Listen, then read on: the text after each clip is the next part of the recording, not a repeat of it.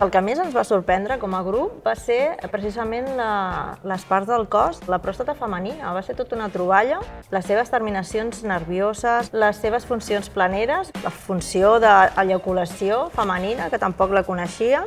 En canvi, per exemple, a l'hora de fer la implementació amb els grups de l'ESO, ells sí que coneixien, per exemple, l'SQIR. SQIR o eyaculació femenina.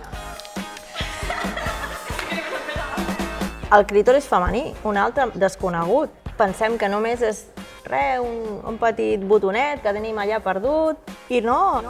Té moltíssimes connexions nervioses que aporten un plaer increïble a la dona. De la menstruació hem conegut la gran diversitat que hi ha de mètodes per recollir el sagnat, que no només hi ha les compresses i els tampons, que són, a part de més contaminants, també són més cars, però també hi ha altres mètodes que són reutilitzables i més bons per la salut, les calces menstruals, la compressa de tela, la copa menstrual i l'esponja marina.